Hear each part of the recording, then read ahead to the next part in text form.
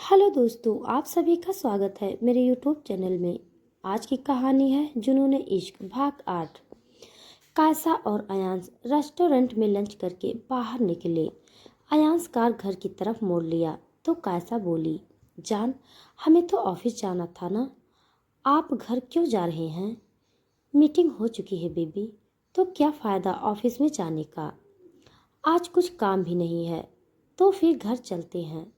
बहुत सारा time spend करना है आपके साथ में। कायसा मुस्कुराते हुए सामने देखने लगी। अचानक से उसके दिमाग में ईशानी का ख्याल आया। वो थोड़ा संकोचाते हुए अयान से पूछी, जान, क्या मैं आपसे कुछ पूछ सकती हूँ? बेबी पूछिए, क्या पूछना है आपको? वो मैं ईशानी के बारे में सोच रही थी। मतलब उसने अभी तक शादी क्यों नहीं की, या फिर उसकी लाइफ में कोई है ही नहीं क्या? अयान सा हंसते हुए, नहीं, उस पागल की लाइफ में अभी तक कोई नहीं है, पर मैं भी चाहता हूँ कि सच में उसके पास कोई हो जो उसका ख्याल रख सके, जैसे मैं आपका रखता हूँ। बचपन से हम लोग दोस्त हैं। एक सपोर्टेबल फ्रेंड की तरह उसने हमेशा मेरा साथ दिया है। कायसा मुस्कुराते हुए, हाँ जान, आप फिक्र मत करिए, उसकी लाइफ में कोई जल्द ही आ जाएगा। इतना कहकर कायसा विंडो के बाहर देखते हुए कुछ सोचने लगी। काश जान आप समझ पाते कि आपकी दोस्त आपसे कितना प्यार करती है। प्यार करती है या पागलपन है उसे आपको पाने का। पर मैं कभी भी आपके दिल में उसके लिए नफरत नहीं पैदा करना चाहती हूँ। उम्मीद करती हूँ उस बात को वो जल्दी ही समझ जाए। दोनों कुछ देर में घर पहुँचते हैं। बीना खाना पहले से रेडी करके रखी हुई थी। ईशानी नीचे हॉल में बैठे उन दोनों का इंतजार कर रही थी। अयांश और कायसा को अंदर आते देख ईशानी बोली, अरे यार, कहाँ रह गया था तू? मैं कब से तेरा डिनर पर इंतजार कर रही हूँ। हाँ, थोड़ा लेट हो गया। चल थोड़ी देर में फ्रेश होकर आ रहा हूँ, तो साथ में डिनर करते हैं। हाँ। थोड़ी देर बाद अयांश और कायसा साथ में नीचे आए और डिनर टेबल पर बैठ गए। बीना ने उन तीनों को खाना सर्व किया। अयांश खाते हुए ईशानी से बोला, ईशानी, मैं सोच रहा था कि और तेरी लाइफ में कोई होना चाहिए ना, मतलब पार्टनर जैसा। अयांश की बात सुनकर ईशानी के हाथ खाते हुए रुक गए। वो अयांश की तरफ सवालिया नज़रों से देखने लगी, जैसे पूछना चाह रही हो कि उसके कहने का मतलब क्या है। पार्टनर जैसा? तो कहना क्या चाहता है अंश? सीधे सीधे बोलना। मैं कह रहा था कि तुम्हें शादी कर लेनी चाहिए। कब तक ऐसे अकेले रहने का इरादा है? ईशानी गुस्से में, ओह सटाप अंश, मुझे नहीं करनी शादी। जब करनी होगी कर लूँगी। इससे पहले कि अयांश आगे कुछ बोल पाता, कायसा उसके हाथों पर अपना हाथ रखकर उसे रोक देती है। डिनर करने के बाद तीनों अपने अपने कमरे में चले जाते हैं। ईशानी का मूड पहले ही खराब हो चुका था। अयांश के बात सुनकर उसे लग रहा था कि कायसा ने अयांश को ये सब बोलने के लिए कहा होगा। वो गुस्से में अपने रूम में इधर से उधर चल रही थी। कायसा के प्रति उसका गुस्सा बढ़ता ही जा रहा था। हाउ डे यू,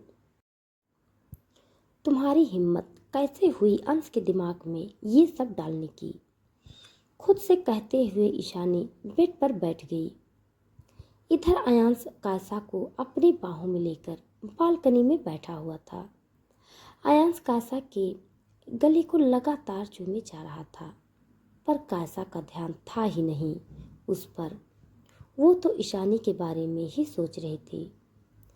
अयांश कायसा के गले पर लगातार चूमे जा रहा था, पर कायसा का ध्यान तो उस पर था ही नहीं। वो तो ईशानी के बारे में सोच सोच कर पागल हो रही थी। अयांश कायसा का ध्यान अपने ऊपर न पाकर उससे पूछा, कहाँ ध्यान है बेबी आपका? मैं यहाँ हूँ और आप किसी और के बारे में सोच रही हो। अयांश, आपने ईशानी से वो सारी बातें क्यों कही? कहीं वो गुस्सा ना हो जाए। अयांश वापस से अपने सिर को कायसा के गर्दन में छुपाते हुए बोला, नहीं होगी जान, मैं जानता हूँ उसको। अगर होगी भी तो कुछ देर में अपने आप शांत हो जाएगी। और मैंने कुछ गलत थोड़ी ही कहा है ना। मैं तो बस उसके बारे में ही सोच रहा हूँ। मैं नहीं चाहूँगा क्या कि मेरे दोस्त की लाइफ में भी कोई हो जिसका ख्याल रख सके, उसके साथ रहे। कायसा को समझ नहीं आ रहा था कि वो अयांश को कैसे समझाए। इससे पहले कायसा कुछ कहती, अयांश उसको अपनी गोद में उठाकर बेड पर ले जाते हुए बोला, अब आप कुछ मत सोचिए और सिर्फ मुझे फील कीजिए। कायसा को बेड पर लिटाते हुए अयांश अपनी टी शर्ट निकाल कर उसके ऊपर आ गया। कायसा ने भी आंखें बंद करते हुए अयांश के होठों पर अपने होठ रख दिए। वो भी अब ज़्यादा नहीं सोचना चाहती थी।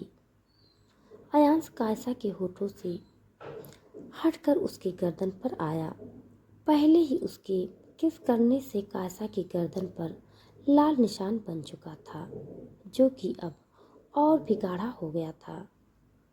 एक हाथ अयांश का कायसा के ब्रेस्ट को प्रेस कर रहे थे। कायसा और अधिक खोती जा रही थी। वो अब ईशानी को पूरी तरीके से भूल चुकी थी। दोनों अपने प्यार के सीमा पर पहुंच चुके थे। अयांश ने कायसा को अब पूरी तरीके से थका चुका था। उसने कायसा को रिलैक्स करने के लिए उसके एक ब्रेस्ट के निप्पल को अपने मुंह में ले लिया और दूसरे को हाथों से सहलाने लगा।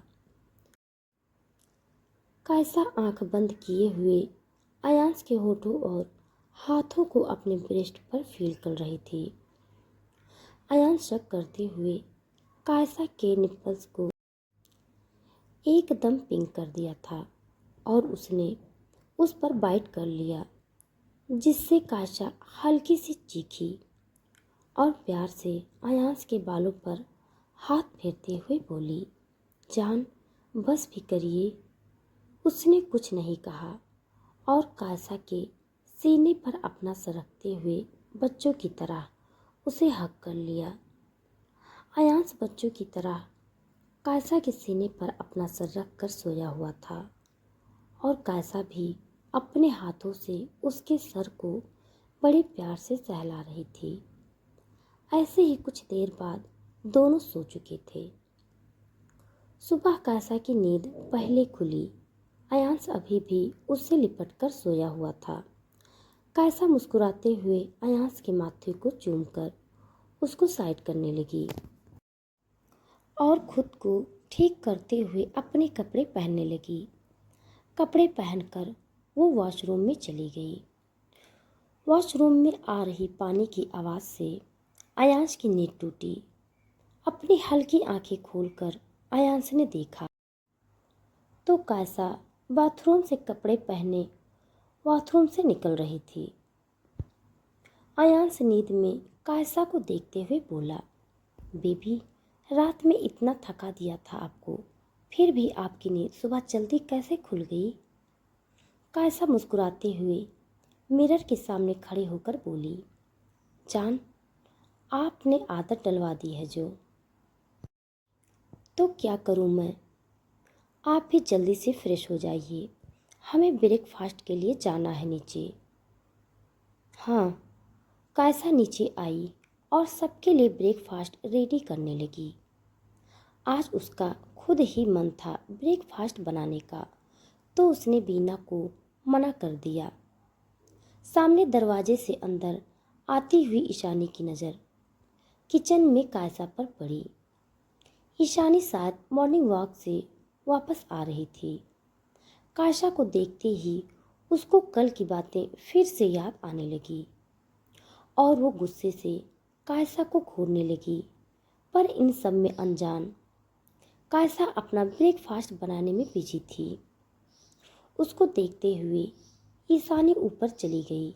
ईशानी के जाने के बाद कायसा अपनी नज़रें उठाकर उसकी तरफ देखा तो वो समझ चुकी थी कि उसके प्रति ईशानी के लिए नफ़रत और गुस्सा और बढ़ चुका है। थोड़ी देर बाद कायसा बीना को सबके लिए नाश्ता लगाने का बोलकर वो ऊपर कमरे में चली गई। जाकर देखा तो अयांश अभी भी तकिए से मुंह छुपाए सोया हुआ था। जान, उठ भी जाइए, कितना सोएंगे आज? ऑफिस नहीं जाना है क्या? कायसा अयांश के हाथों से कुशन लेते हुए पूछी। कायसा जबरदस्ती अयांश को उठाते हुए बोली, चलिए जल्दी से उठ जाइए, नीचे ब्रेकफास्ट रेडी है। मैं जा रही हूँ, आप जल्दी से आइए नहाकर। थोड़ी देर बाद अयांश फ्रेश होकर नीचे आया। ऑफिस के कपड़ों में था वो। उसने देखा कि टेबल पर सिर्फ कायसा बैठी हुई कुछ काम कर रही थी अपने लैपटॉप पर। चेयर खींचकर अयांश बैठते हुए कायसा से पूछा, बेबी, ईशानी नहीं आई क्या ब्रेकफास्ट के लिए? अयांश की बात सुनकर कायसा बोली, नहीं जान। अच्छा, आप ही बुला लो ना उसे, कुछ कर रही हो शायद अपने रूम में। अयांश उसके रूम की तरफ जाते हुए, ठीक है, मैं ही देख लेता हूँ। अयांश ईशानी के रूम में पहुँचा तो देखा कि वो विंडो के पास खड़ी अपने फ़ोन में कुछ कर रही थी। अयांश अंदर जाते हुए, अरे ईशानी, क्या है यार? चल ना, ब्रेकफास्ट का टाइम हो गया, हम सब इंतज़ार कर रहे हैं। ईशानी उसकी तरफ देखते हुए, अरे तो तुम दोनों कर लो ना, मैं बाद में कर लूँगी, अभी मन नहीं है। क्या मन नहीं है? क्या हो गया? चलो साथ में करते हैं। अब तुम हो तो और अकेले कैसे कर सकते हैं? तू चल बस। कहते हुए अयांश ईशानी का हाथ पकड़कर टेबल पर ले जाने लगा। ईशानी के चेहरे पर मुस्कुराहट आ गई। कायसा ने जानबूझकर अयांश को उसके रूम में बुलाने के लिए भेजा था, ताकि वो चाहती थी कि ईशानी थोड़ा रिलैक्स फील करे। वो उससे गुस्सा हो सकती थी, लेकिन अपने दोस्त से कभी नहीं। कायसा आज घर के कपड़ों में थी। उसने आज फॉर्मल कपड़े नहीं पहने थे। अयांश ने ये अभी नोटिस किया, जिसे देखकर वो कायसा से पूछा, अरे बेबी, आप ऑफिस नहीं चल रही हैं क्या हमारे साथ?